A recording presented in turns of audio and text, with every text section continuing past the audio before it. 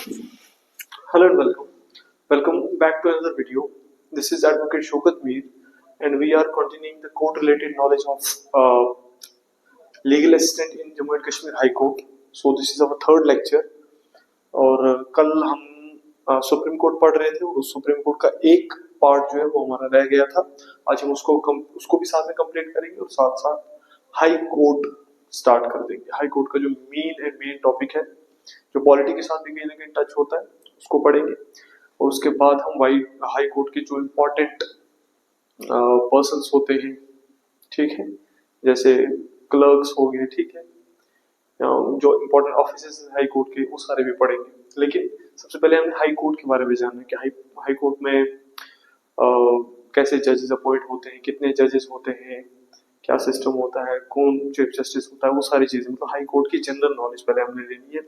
फिर हमने particularly high court के ऑफिशियल वर्क जिसमें आप रजिस्ट्रार ले लेंगे, ठीक है, या फिर बाकी क्लर्क्स हैं सारे, वो सारे भी हमने पढ़ने पड़ेंगे हाई कोर्ट के अंदर. तो सुप्रीम कोर्ट में मैंने ये सब नहीं पढ़ा है क्योंकि सुप्रीम कोर्ट के रिलेटेड तो पोस्ट नहीं है, पोस्ट है रिलेटेड हाई कोर्ट के, इसलिए हाई कोर्ट की हमें हर चीज पता होनी चाहिए. उसके बाद फिर हम सबऑर्डिनेट कोर्ट्स पर आएंगे जिसमें डिस्ट्रिक्ट कोर्ट और मेट्रोपॉलिटन कोर्ट्स के बारे में पढ़ेंगे. मेट्रोपॉलिटन कोर्ट्स को ज्यादा गहराई से पढ़ने की जरूरत नहीं क्योंकि हमारे जम्मू कश्मीर एरिया में मुझे लगता नहीं है कि कहीं मेट्रोपॉलिटन कोर्ट है.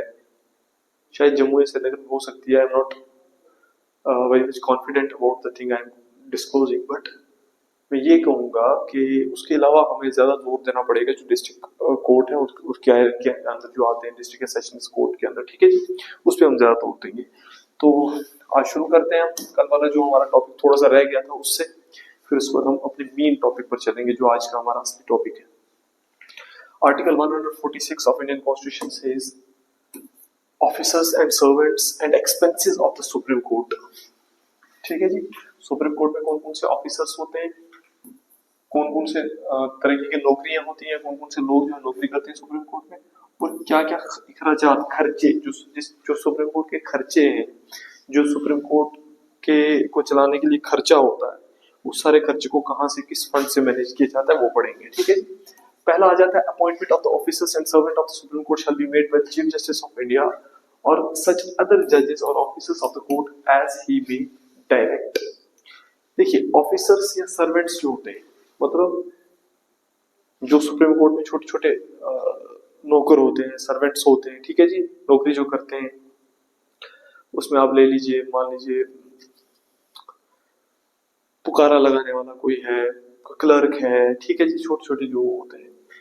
और उसके बाद ऑफिसर्स, जैसे आप ले लीजिए सेक्शन ऑफिसर है, ठीक है जी, या प्रोसिक्यूटिंग ऑफिसर कोई है सुप्रीम कोर्ट के अंदर, ठीक है जी. तो ये सारे ऑफिसर्स कौन अपॉइंट करता है, इनको कौन डिटरमाइन करता है, सुप्रीम कोर्ट खुद, ठीक है. किसके द्वारा? चीफ जस्टिस के द्वारा. चीफ जस्टिस ऑफ इंडिया ये सारे अपॉइंटमेंट्स करते हैं. लेकिन चीफ जस्टिस ऑफ इंडिया जो है वो प्रेसिडेंट से कंसल्ट जरूर करते हैं इस चीज के बारे में. प्रेसिडेंट से कंसल्टेशन के मतलब क्या हो गया, मतलब जो प्रेसिडेंट स्पेसिफाई करेंगे रूल्स और रेगुलेशंस इस चीज के बारे में, और यूपीएससी जो इसके बारे में मतलब आपको डायरेक्शन देगी चीफ जस्टिस ऑफ इंडिया. मतलब आप ये समझ लीजिए कि चीफ जस्टिस ऑफ इंडिया किसी भी सर्वेंट या ऑफिसर को जब भी अपॉइंट करते हैं सुप्रीम कोर्ट के अंदर, तो उनको कंसल्ट करना पड़ता है एक तो प्रेसिडेंट को और यूनियन पब्लिक सर्विस कमीशन को, यूपीएससी को, ठीक है जी. ये बात आप याद रख लीजिए इन शॉर्ट. दूसरा है supreme subject to the provisions of any law made by the parliament the conditions of the services of the officers and servants of the supreme court shall be such as may be prescribed by the rules made by the chief justice of India or by some other judge or officer of the court authorized by the chief justice of India to make rules for the purpose. देखिए, अगर आपने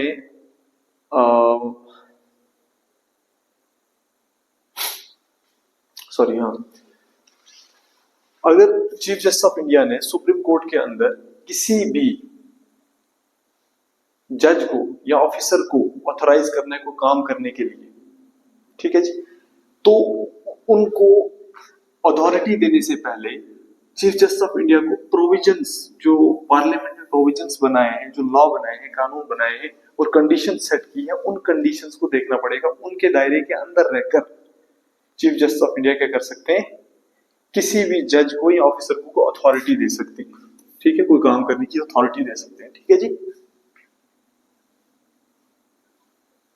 कौन कौन सी authority, किसी भी तरीके की authority हो सकती है, ठीक है।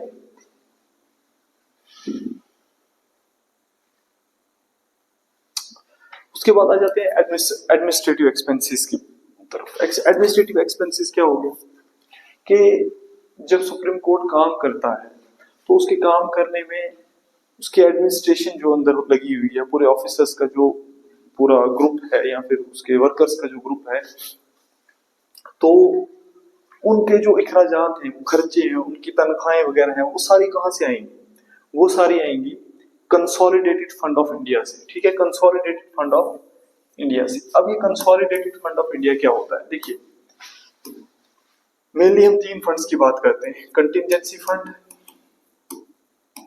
CONTINGENCY, contingency fund,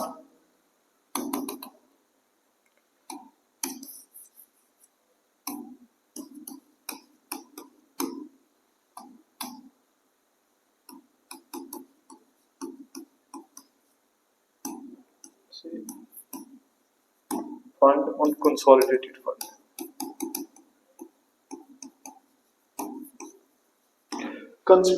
contingency fund क्या हो गया कि ये गवर्नमेंट का वो फंड होता है अगर कोई इनएविटेबल एक्सीडेंट हो जाए, मान लीजिए कोई फ्लड आ गया, कोई डैमेज हो गया, कोई मान लीजिए सुनामी आ गई या कुछ हो गया जिसकी वजह से एक्सीडेंट हो गया, नुकसान हो जाता है, तो इस फंड में से उसको उसकी भरपाई होती है। कंसोलिडेटेड फंड क्या होता है, गवर्नमेंट के रेवेन्यू, टैक्सेस, ठीक है जी, बोरोइंग, कर्जे, ठीक है, या फिर अर्निंग्स जो है गवर्नमेंट की, मतलब गवर्नमेंट का सारा पैसा बाकी ये हमारा आ जाता है कंसोलिडेटेड फंड के अंदर। तो कंसोलिडेटेड फंड के अंदर के पैसे से ही सुप्रीम कोर्ट के अखराजात चलते हैं, खर्चे चलते हैं, ठीक है जी। अब हम चलते हैं अपने मेन टॉपिक के ऊपर। चैप्टर 2 है, सॉरी, यहाँ पर आप चैप्टर नंबर 2 कर दीजिए इसको।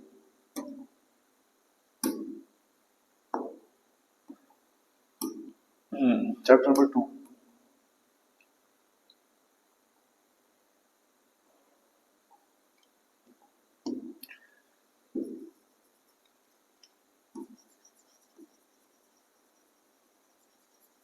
इरेजर नहीं, मैंने ब्लैक कलर लिया है, ठीक है जी,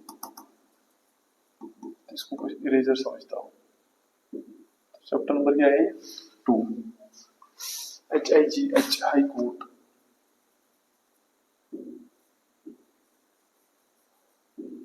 हाई कोर्ट, ठीक है जी। ओके जी, चलिए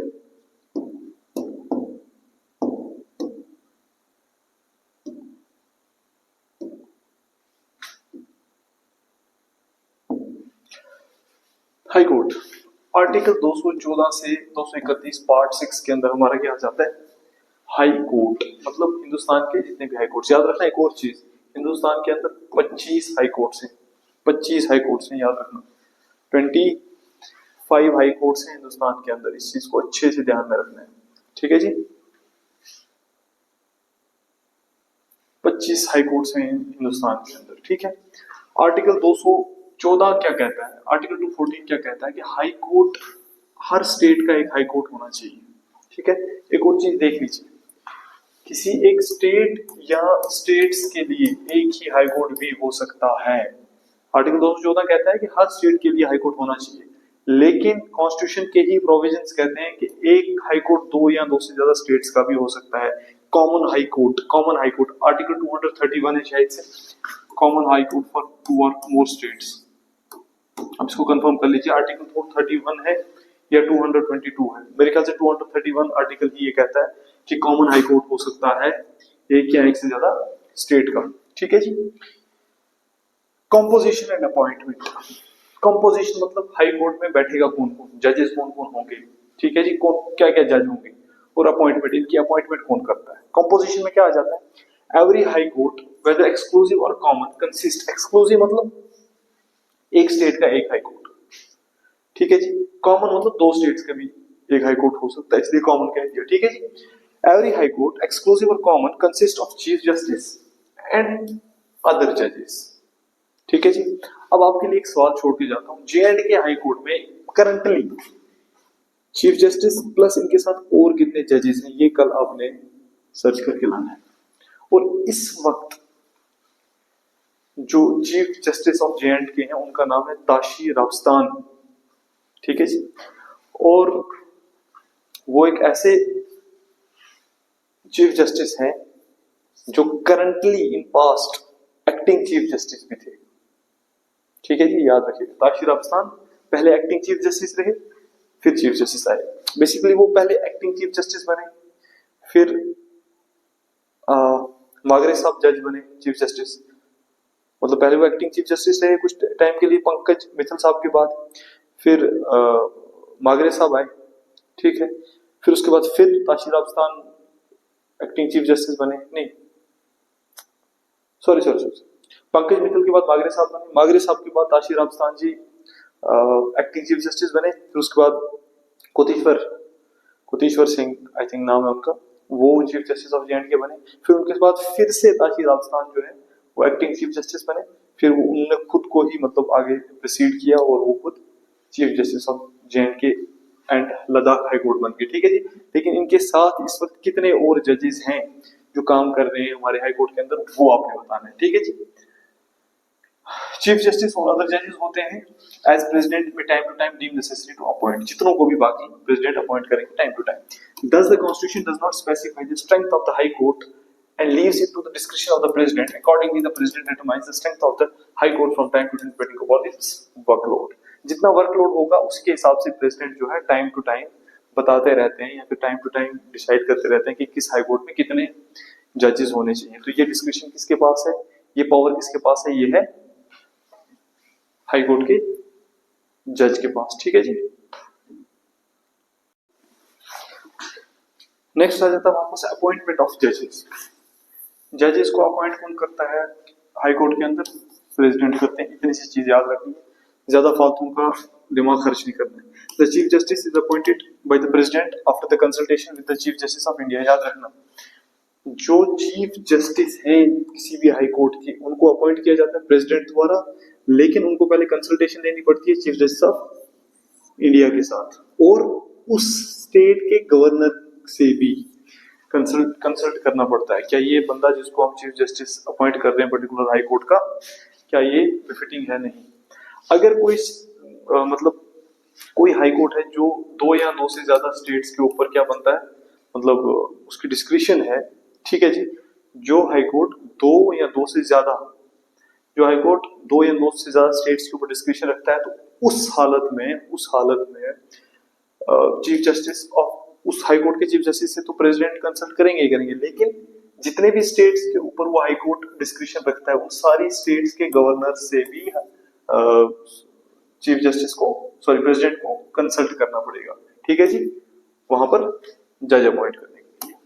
चलिए नेक्स्ट, क्वालिफिकेशन ऑफ द जजेस। किसी भी हाई कोर्ट में जज की क्या क्वालिफिकेशन होनी चाहिए ताकि उसको वहां पर जज जो है वो अपॉइंट किया जाए, क्या क्वालिफिकेशन होनी चाहिए किसी भी जज की किसी भी हाई कोर्ट के अंदर अपॉइंट होने के लिए, ठीक है जी।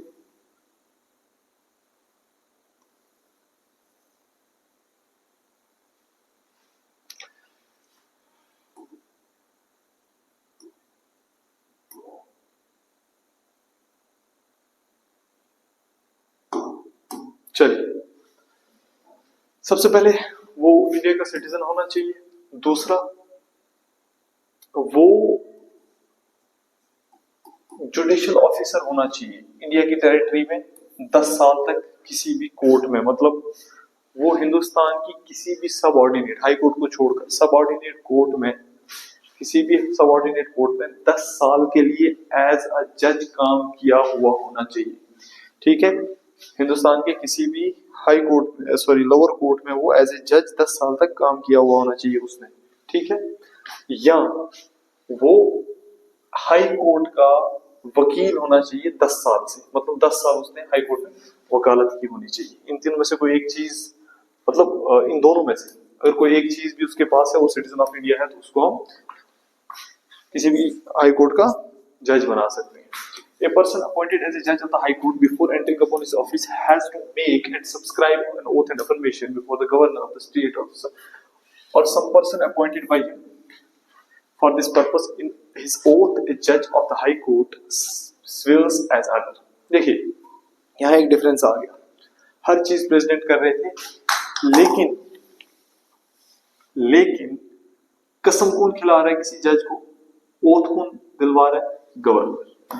याद रखना, ये पूछा जा सकता है कि किसी भी हाई कोर्ट जज की ओथ और एफर्मेशन कौन करवाता है, तो आपका आंसर होना चाहिए उस पर्टिकुलर हाई कोर्ट का गवर्नर, ठीक है जी, ओके। अच्छा, जब हाई कोर्ट का जो जज है वो जब कसम खाता है तो किस चीज की कसम खाता है? वो क्या कसम खाता है? To bear true faith and allegiance to the constitution of India, के मतलब मैं हिंदुस्तान के आईन के साथ वफादार रहूंगा और मुखलिस रहूंगा, ठीक है जी। To uphold the sovereignty and integrity of India, मैं हिंदुस्तान की एकता और अखंडता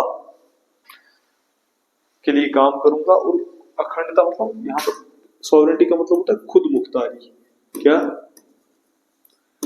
खुद मुख्तारी, जहां पर आपके पास खुद से पावर होती है कोई फैसला लेने की। हिंदुस्तान के पास खुद से पावर है फैसला लेने की हर चीज में, तो इसलिए हिंदुस्तान क्या है? सॉवरन है, ठीक है, खुद मुख्तार है। इंटेग्रिटी मतलब एक साथ यकजा जुड़कर, ठीक है जी, जुड़कर रहना, इसको हम कहते हैं, इसको हम क्या कहते हैं? इंटेग्रिटी के मतलब मैं हिंदुस्तान की जो खुद मुख्तारी है उसको भी अपहोल्ड करूंगा, और हिंदुस्तान के अंदर जो इंटेग्रिटी है, एकता है लोगों की, उसको भी नजरों में रखकर अपने फैसले सुनाऊंगा, ठीक है जी।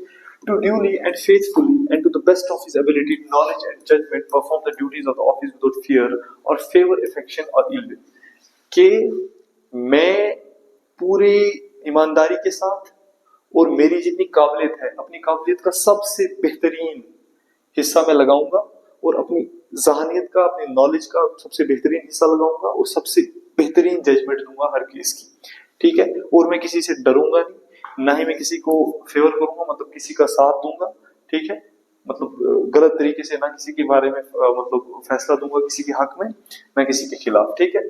मैं बिल्कुल न्यूट्रल होकर, ईमानदार होकर अपने फैसले सुनाऊंगा। To uphold the constitution and the laws, मैं आइन को और कानून का पासदार रहूंगा, उनकी हिफाजत करूंगा, उनका मुहाफिज बनकर काम करूंगा, ठीक है जी, उनका मुहाफिज बनकर काम करूंगा, ठीक है।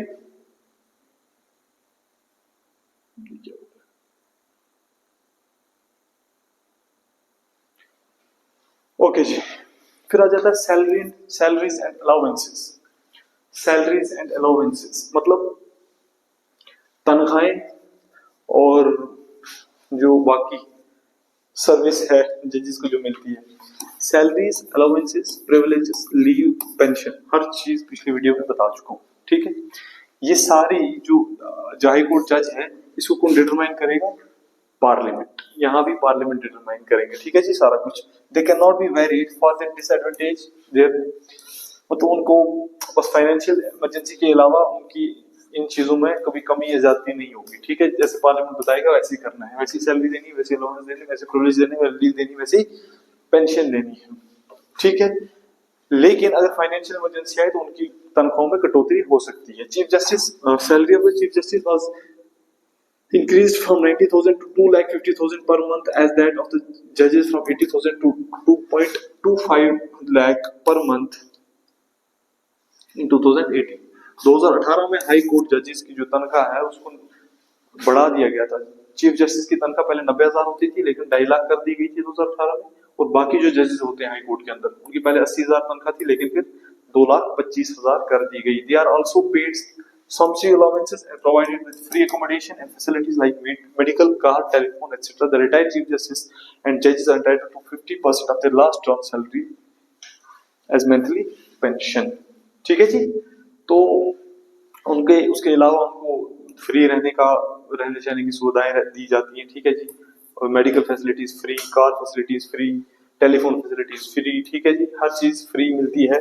और साथ में ही अगर कोई चीफ जस्टिस या जज हाई कोर्ट का रिटायर हो जाता है तो उनको पेंशन मिलती है।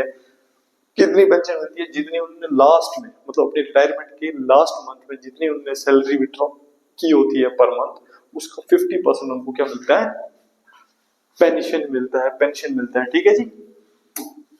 चलिए आगे। टेन्योर ऑफ जजेस। टेन्योर मतलब कितने साल तक कौन सा जज काम कर सकता है किसी हाई कोर्ट के अंदर, ये होता है टेन्योर। इसको हम क्या कहते हैं? Tenure.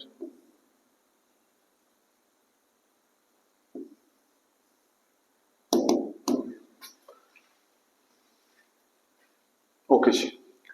The Constitution has not fixed the tenure of a judge of a high court. However, it makes the following four provisions in this regard. Constitution ने कोई पर्टिकुलरली फिट नहीं किया, लेकिन उसने 3-4 ग्राउंड्स बताए हैं। क्या क्या?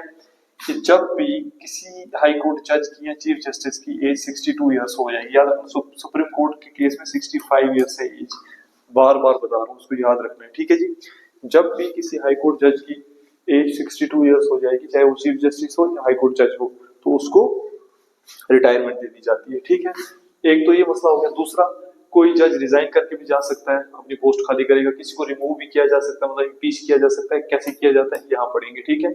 और कोई कोई अपनी ऑफिस की सीट जो वेकेट भी कर सकता है, मतलब ना रिमूव किया, ना रिटायर हुआ, ना उसने रिजाइन दिया, मान लो उसकी डेथ हो गई या फिर बीमार है, नहीं आ पा रहा है। ठीक है जी। तो ये सारे केसेस इसमें आ सकते हैं। ठीक है, या फिर उसको दूसरे हाई कोर्ट में ट्रांसफर कर दिया गया है, कुछ भी आ सकता है। रिमूवल ऑफ द जज। जज को कैसे रिमूव किया जाएगा? हाई कोर्ट के जज को कैसे रिमूव किया जाएगा? देखिए, किसी भी हाई कोर्ट जज को रिमूव करने के लिए एक रेजोल्यूशन पार्लियामेंट के अंदर डाला जाता है। ठीक है, जैसे सुप्रीम कोर्ट के जज को रिमूव करने के लिए डाला जाता है, और दोनों हाउसेज में उसको सिंपल मेजोरिटी के साथ पास करवाना पड़ता है, फिर प्रेसिडेंट के असेंट लेकर जज साहब पास। ठीक है, लेकिन वो रेजोल्यूशन डालने से पहले जो पार्टी रेजोल्यूशन डालेगी उसको ये साबित करना पड़ेगा कि उस जज ने कॉन्स्टिट्यूशन यानी आइन के खिलाफ कोई काम किया है या उसने अपनी कैपेसिटी से बाहर जाकर कोई काम किया है, तब जाकर उसके खिलाफ रेजोल्यूशन डाला जा सकता है उसको रिमूव करने का। ठीक है जी। द जजेस inquiry act 1960 regulate the procedure relating to the removal of the जज as high court of high court by process of impeachment. High court जज को कैसे रिमूव किया जाता है? इम्पीच किया जाता है, इम्पीचमेंट के प्रोसेस के हिसाब से। पहला क्या है? Removal motion signed by 100 members, 100 members Lok Sabha के और 50 मेंबर अगर आप राज्यसभा में रेजोल्यूशन डालते हैं। अगर आप किसी हाई कोर्ट जज को रिमूव करने के लिए रेजोल्यूशन पास करवाना चाहते हैं और पार्लियामेंट में रेजोल्यूशन डालते हैं, अगर आप लोकसभा में डालते हैं तो लोकसभा के 100 एमपीज उस रेजोल्यूशन को साइन करने चाहिए। अगर आप राज्यसभा में डालते हैं तो राज्यसभा में 50 एमपीज उस रेजोल्यूशन को साइन करने चाहिए, तब जाकर आपका वो रेजोल्यूशन स्पीकर और चेयरमैन के सामने लाया जाएगा। स्पीकर या चेयरमैन, अगर लोकसभा में डालते हो तो स्पीकर के सामने लाया जाएगा, अगर आप राज्यसभा में डालते हो तो चेयरमैन के सामने लाया जाएगा। और जब ये इन दोनों के सामने लाया जाएगा, किसी एक के सामने, दोनों में से, तो इन दोनों में से कोई एक जब परमिशन दे देगा कि हाँ इस बिल को आप इंट्रोड्यूस करो पार्लियामेंट में, तो फिर इसको पार्लियामेंट में इंट्रोड्यूस करके वो कमी कोताही जज की बता के, ठीक है, फिर उसके ऊपर इलेक्शन होगा और सिंपल मेजोरिटी के साथ वो बिल जब पास हो जाएगा एक हाउस में से, फिर उसको दूसरे हाउस में डालना पड़ेगा, वहां भी सिंपल मेजोरिटी के साथ पास करके फिर उसको प्रेसिडेंट के पास भेजा जाएगा। ठीक है जी, वही है। स्पीकर या चेयरमैन जो है एडमिट कर सकते हैं, रिफ्यूज कर सकते हैं, मैंने बता दिया आपको। अगर एडमिट कर लिया जाता है स्पीकर या चेयरमैन द्वारा वो बिल, वो रेजोल्यूशन, ठीक है, तो फिर क्या होता है, इसके ऊपर 3 मेंबर की कमेटी बिठाई जाती है कि भैया आप इन्वेस्टिगेट करो कि जो चार्जेस या फिर जो भुगतान किसी जज के ऊपर लगाया गया है, इसकी इन्वेस्टिगेशन करो, क्या ये सच है या झूठ है। ठीक है, द कमिटीज, जो कमिटीज बिठाई जाएंगी, ये जो कमेटी बिठाई जाएगी ना 3 मेंबर्स कमेटी, इसमें कौन कौन होगा? चीफ जस्टिस और जज ऑफ द सुप्रीम कोर्ट या चीफ जस्टिस ऑफ इंडिया या सुप्रीम कोर्ट का कोई एक जज, ठीक है जी, plus chief justice of high court, किसी भी हाई कोर्ट का एक चीफ जस्टिस, और एक डिस्टिंग्विश्ड जूरिस्ट, एक कानूनदान, कानून जानने वाला आदमी, मतलब वो रिटायर्ड जज भी हो सकता है, ठीक है, या फिर कोई और भी हो सकता है, ठीक है, जो कानून जानता है। इन तीनों लोगों की कमेटी बनाई जाएगी। वो कमेटी क्या करेगी, वो इस रेजोल्यूशन के इंग्रेडिएंट्स को देखेगी कि क्या इस रेजोल्यूशन में जो इंग्रेडिएंट्स डाले गए हैं किसी जज को रिमूव करने के लिए वो सच हैं, झूठ हैं, या फिर उनका क्या वजन है, उनका क्या स्टेटस है, ठीक है जी। ऐसे हवा में नहीं रिमूव कर दिया जाता। If the committee finds that the जज to be guilty misbehaviour suffering, ठीक है, from an incapacity the house can take up the consideration of the motion, ठीक है। जब वो कमेटी पास कर देगी, बोलेगी कि जज साहब जो है वो उन्होंने कोई मिसबिहेवियर किया है, वो गुनहगार है अपने मिसबिहेवियर करने के लिए, चाहे वो कॉन्स्टिट्यूशन की पासदारी ना की है या फिर अपनी कैपेसिटी से बाहर जाके काम किया है या आइन के खिलाफ काम किया है, या फिर वो मेंटली डिस्टर्ब हो गए, आप अच्छे से काम नहीं कर सकते, कोई भी चीज हो सकती है, इनकैपेसिटी मतलब मेंटली ठीक नहीं हो सकते हैं, तो फिर वो कमेटी क्या कहेगी, ठीक है जी, ये बिल्कुल सही है रेजोल्यूशन है, इसको डाल दिया जाए, इसको वोटिंग कराई जाए। फिर क्या होगा, फिर मोशन इस दोनों हाउसेज में मोशन को डाला जाएगा और स्पेशल मेजोरिटी के साथ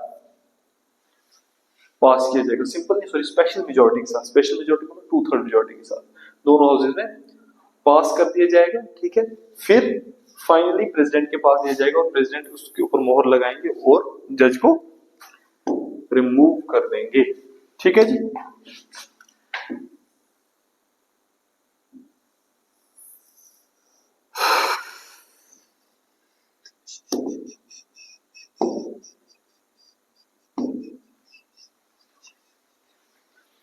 नेक्स्ट क्या आ जाता है, acting chief justice. Acting chief justice का मतलब क्या होता है कि फॉर द टाइम बीइंग किसी जज को एज ए जज of high court, sorry, as a chief justice of high court काम करने के लिए कहा गया, उसको हम एक्टिंग चीफ जस्टिस कहते हैं। मतलब वो परमानेंट नहीं होता, वो टेम्परेरी चीफ जस्टिस होता है, ठीक है जी। टेम्परेरी चीफ जस्टिस को हम एक्टिंग चीफ जस्टिस कहते हैं, ठीक है जी। The president can appoint a जज of the high court as an acting chief justice of the high court when the office of the high court is vacant or is temporarily absent or is unable to perform his duties। जब किसी भी high court के chief justice काम नहीं कर सकते या absent हैं या फिर उनकी सीट वेकेंट पड़ी है, तो उस हालत में एक किसी भी हाई कोर्ट के जज को एक्टिंग चीफ जस्टिस बनाया जाता है उस हाई कोर्ट में काम करने के लिए। एक्टिंग चीफ जस्टिस का मतलब क्या होगा, एक्टिंग चीफ जस्टिस का मतलब हो गया कि आप परमानेंट नहीं, आपको सिर्फ तब तक के लिए लाया गया जब तक असल में चीफ जस्टिस को क्या किया जाए, अपॉइंट किया जाए, ठीक है जी। ओके, एडिशनल एंड एक्टिंग जजेस, याद रखना, जैसे एक्टिंग चीफ जस्टिस है ऐसे ही एक्टिंग जजेस है। मतलब कोई जज एब्सेंट है, वेकेंट है उसकी सीट, या फिर वो काम नहीं कर सकता है, इनकैपेसिटी कुछ भी है, तो उसकी जगह एक जज को अपॉइंट किया जाता है, उसको एक्टिंग जज कहते हैं, ठीक है जी। एडिशनल जज मतलब अगर कोई काम बढ़ जाता है हाई कोर्ट के अंदर, ठीक है जी, कोई काम हाई कोर्ट के अंदर बढ़ जाता है, वर्कलोड बढ़ जाता है और आपको चाहिए कि कुछ पर्टिकुलर टाइम के लिए एक जज चाहिए, ठीक है, जिससे आप काम ले सको और वो जो एक्स्ट्रा काम है, वर्कलोड जो बड़ा है उसको निपटा सको, ठीक है जी। उसके लिए आप क्या करते हैं, एक आप एडिशनल जज लाते हैं। एडिशनल जज कौन हो सकता है, किसी लोअर कोर्ट का जज हो सकता है जो मतलब 10 साल के लिए किसी लोअर कोर्ट का जज रहा हो, वो इस काबिल हो कि वो हाई कोर्ट का एज ए हाई कोर्ट जज काम कर सकता है, उसको भी लगा सकते हैं, या किसी और दूसरे हाई कोर्ट से आप जज ट्रांसफर करके लाते हैं फॉर द टाइम बीइंग, ठीक है, तो ये एडिशनल जज हो सकते हैं वर्कलोड को टैकल करने के लिए। एक्टिंग जज, जब भी कोई जज जो है वो एब्सेंट है या फिर वो काम नहीं कर सकता है, ठीक है, तो उसको कौन अपॉइंट करेगा, chief justice of that high court, उस हाई कोर्ट का चीफ जस्टिस अपॉइंट करेगा। क्यों, ताकि वो जो काम है जो जिस जज की वजह से, जिस जज की एब्सेंस की वजह से वो काम वर्कलोड बढ़ता जा रहा है, फिर वो पड़ा हुआ काम है या फिर वो काम करना जरूरी है, तो उस वैकेंसी को फिल करने के लिए क्या करेंगे, दूसरे किसी पर्सन को चीफ जस्टिस ऑफ उस हाई कोर्ट के चीफ जस्टिस क्या करेंगे, अपॉइंट करेंगे, ठीक है जी, टेम्परेरी, जब तक कि परमानेंट जज ना आ जाए, रिटायर्ड जज। किसी रिटायर्ड जज को किसी स्पेशल केस के लिए, या मतलब मान लीजिए कोई वैकेंसी है और उसको फिल करने के लिए टाइम लग जाएगा, तो उसकी वजह से वर्कलोड बढ़ जाएगा, ठीक है, तो उसकी जगह किसी रिटायर्ड जज को भी लिया जा सकता है काम करवाने के लिए, ठीक है। लेकिन उस रिटायर्ड जज से पहले उसकी मर्जी पूछी जाएगी, कंसेंट पूछी जाएगी, उससे परमिशन ली जाएगी कि क्या आप राजी हैं एज ए जज ऑफ हाई कोर्ट काम करने के लिए, ठीक है जी। पहले उनकी कंसेंट ली जाएगी, उनसे मर्जी पूछी जाएगी। अगर वो मना कर देते हैं तो फिर क्या होगा, फिर वो उस रिटायर्ड जज को अपॉइंट नहीं किया जा सकता। अच्छा, रिटायर्ड जज कौन होना चाहिए, किसी भी हाई कोर्ट का रिटायर्ड जज, ठीक है, किसी भी हाई कोर्ट का रिटायर्ड जज जो क्वालिफाइड है या फिर क्वालिफाइड था एक किसी भी हाई कोर्ट का जज बनने के लिए, तो उस जज को क्या किया जाएगा, अपॉइंट किया जाएगा एज ए हाई कोर्ट जज, तब तक जब तक परमानेंट जज आ जाए, पोस्ट फिल हो जाए, ठीक है जी। तो आज हम करेंगे यही अपनी क्लास बंद। कल हम शुरू करेंगे ज्यूरिसडिक्शन और पावर हाई कोर्ट की, इसको खत्म करेंगे। मुझे लगता है कि हार्डली 10 लेक्चर्स तक जाएंगे, 10 लेक्चर्स में हमारा निपट जाएगा ये वाला सब्जेक्ट। लेकिन उन 10 लेक्चर्स का जो कंटेंट है उसकी एक एक एक एक चीज को पर्टिकुलरली और बड़े ध्यान से और बड़ी बारीकी से पढ़ना पड़ेगा आपको। मैं ये चीजें इसलिए पढ़ा रहा हूँ, ये दोनों साइड आपकी कवर हो जाएंगी। एक तो पॉलिटी भी कवर हो जाएगी, मतलब पॉलिटी में हाई कोर्ट सुप्रीम कोर्ट दोनों है, वो भी कवर हो जाएगी, और साथ में इसमें ये पढ़ना जरूरी है। अब जब हम हाई कोर्ट के क्लर्क्स वगैरह पढ़ेंगे ना, तो वो मुझे लगता है आपको बाकी कहीं और से नहीं मिलेंगे, यूट्यूब वगैरह से नहीं मिलेंगे।